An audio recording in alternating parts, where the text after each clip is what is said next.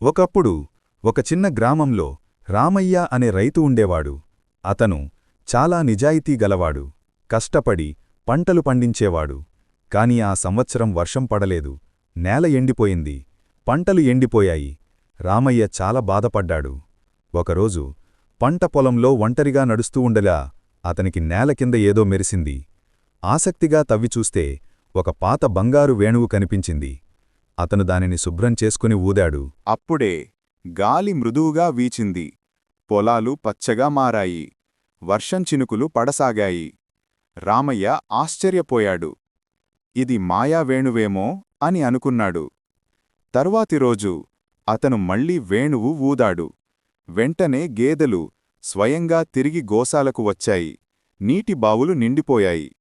గ్రామస్థులు ఈ విషయం తెలుసుకుని రామయ్యను అభినందించారు. కాని గ్రామంలో ఉన్న లోగి వేంకయ్య అనే మనిషి ఆ వేణువును దొంగిలించాలనుకున్నాడు. రాత్రి రామయ్య ఇంట్లోకి చొరబడి వేణువును తీసుకెళ్లాడు. వేంకయ్య వేణువును ఊదగానే బలమైన గాలి వీచింది. పాములు బయటకు వచ్చాయి. మేఘాలు మెరుస్తూ వర్షం కురిపించాయి. వేంకయ్య భయంతో పరిగెత్తాడు. వేణువును మళ్లీ రామయ్యకు ఇచ్చేశాడు. రామయ్య చిరునవ్వుతో, లోభం ఎప్పుడూ నాశనానికే దారితీస్తుంది అని అన్నాడు.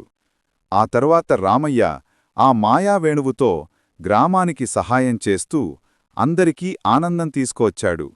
గ్రామం సస్యశ్యామలంగా మారింది. నీతి: దీగు, లోభం మనిషిని నాశనం చేస్తుంది. దయ మరియు నిజాయితీ ఎప్పుడూ విజయం తెస్తాయి.